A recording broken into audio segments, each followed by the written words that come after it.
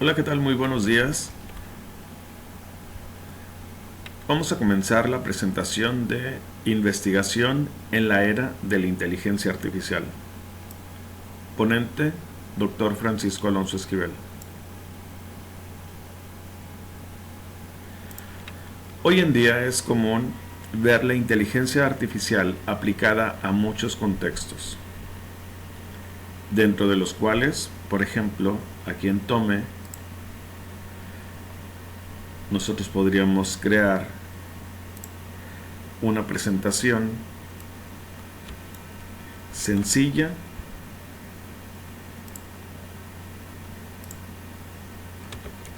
acerca de un tema.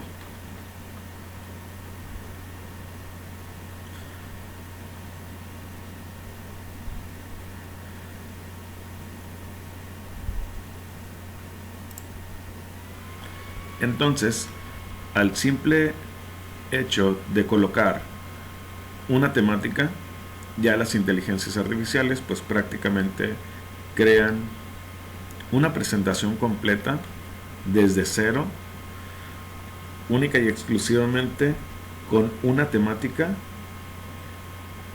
que yo le estoy dando.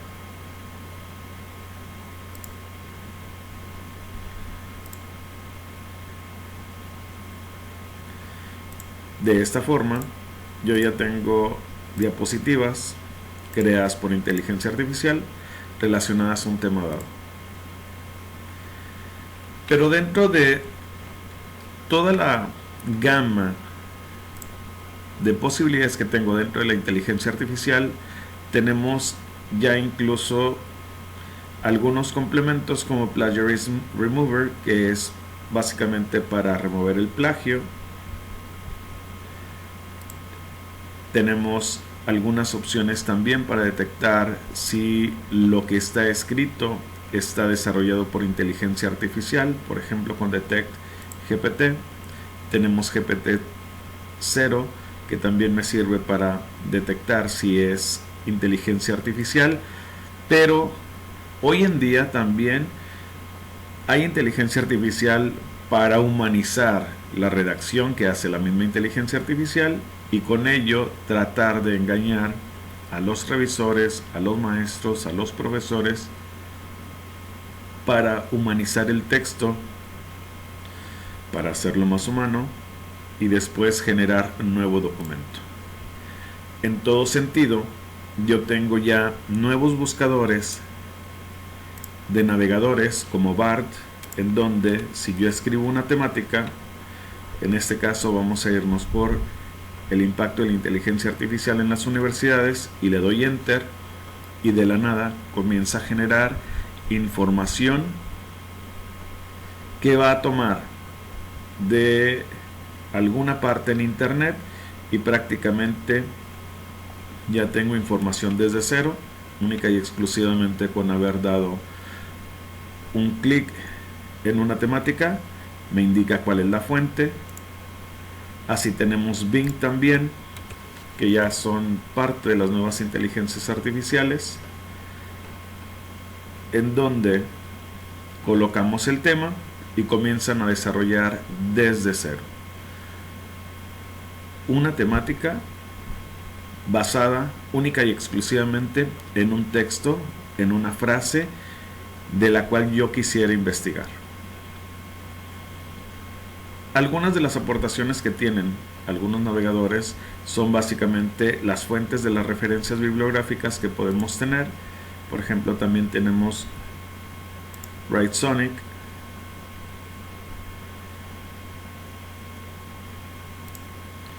en donde igual colocamos el título y de la nada y desde cero comenzamos a tener información relacionada a un tema. Entonces la inteligencia artificial prácticamente está en todos los contextos, en todas las áreas de oportunidad que podríamos considerar como parte de la investigación. Pero no hay que confundirnos. Investigar significa conocer el contenido de las temáticas, significa abordar textos con inteligencia. En este caso, Claude que es parte de las nuevas inteligencias artificiales, también damos un simple tema y comienzan a desarrollar desde cero una temática sin el mayor esfuerzo. Pero lo primero que tenemos que entender es que la investigación o el método de investigación tiene que implicar el hecho de conocer cuáles son mis fuentes, sobre qué tema estoy hablando, por qué lo estoy abordando, y el maestro hoy en día debe de tener particular cuidado en ver cuáles son los textos, los documentos y el tipo de información que estamos recibiendo. En este sentido, pues hay que recomendar que antes de iniciar una presentación,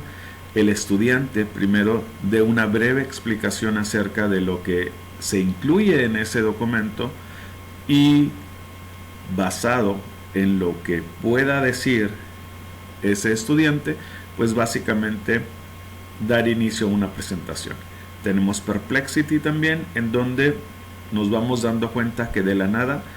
única y exclusivamente escribo una frase, y pues las inteligencias artificiales hoy en día son muy utilizadas y muy concurridas por los estudiantes. Entonces, lo más importante de todo esto es ver o determinar cómo es que el maestro se prepara académicamente para recibir trabajos académicos, en donde incluso si yo le digo a una inteligencia artificial que me haga citas con la norma APA, pues me va a dar hasta autores,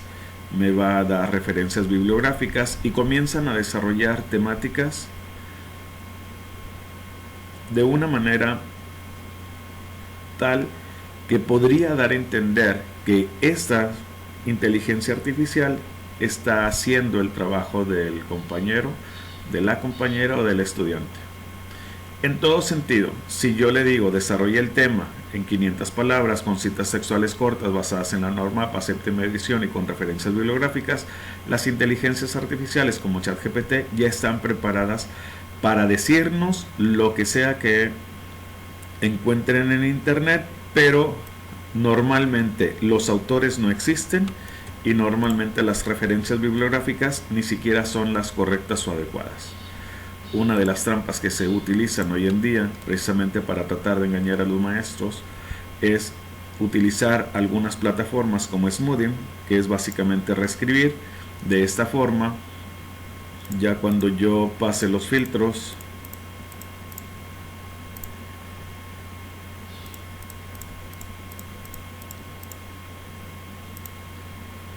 automáticamente va a generar un nuevo texto en donde puedo decirle, sabes qué, dame los cambios, y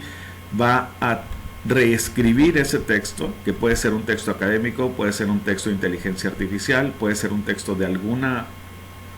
parte, y cambia algunos sinónimos, algunas palabras, frases o parte del texto para tratar de engañar. En todo sentido, la inteligencia artificial mal utilizada por el estudiante, e incluso un trabajo académico que no es bien revisado por un profesor, puede incurrir tanto en plagio al no citar correctamente una fuente, puede incluir en prácticas que no son consideradas como éticas o profesionales, porque el estudiante en realidad tenemos que entender que en principio de cuentas lo único que quiere es pasar la materia. Entonces, como profesores tenemos la obligación de indicarle a los estudiantes cuáles son las plataformas que podrían utilizar, conseguirle incluso las referencias bibliográficas o hacer una revisión sistemática de las fuentes bibliográficas. En todo sentido, tenemos algunos buscadores tradicionales como el Google Académico, en donde si yo coloco la frase de impacto de la inteligencia artificial en las universidades, podríamos entender que las búsquedas genéricas nunca son adecuadas, sino más bien hay que colocar entre muchas otras opciones, por ejemplo, colocarlo entre comillas para ver qué es lo que podríamos detectar o resolver. Podríamos acortar, recortar las frases y de esta forma conseguir que de toda la información original me dé única y exclusivamente lo que contenga impacto de la inteligencia artificial y después en las universidades. Si nos damos cuenta, si yo hago una búsqueda genérica,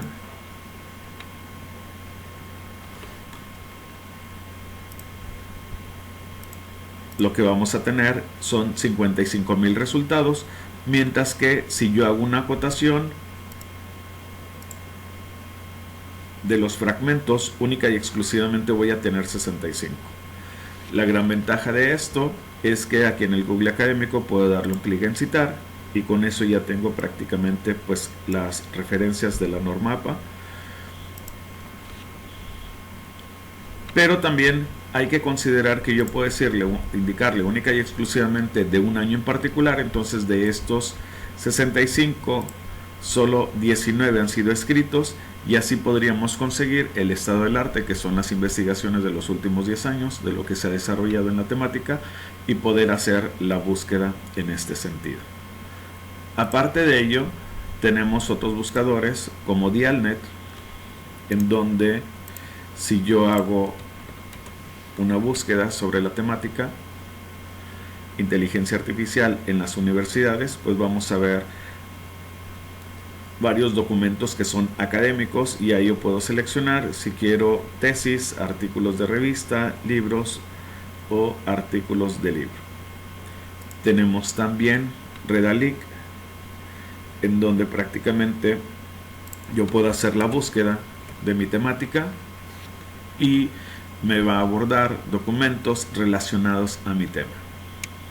¿Sí? Tenemos incluso la Web of Science, en donde si yo le indico también que me busque ese tema, me va a dar artículos relacionados, me va a decir incluso cuántas citas tiene ese documento, cuántas referencias bibliográficas contiene. Pero cuando hablamos en realidad de inteligencia artificial, nosotros podríamos considerar que Semantic Scholar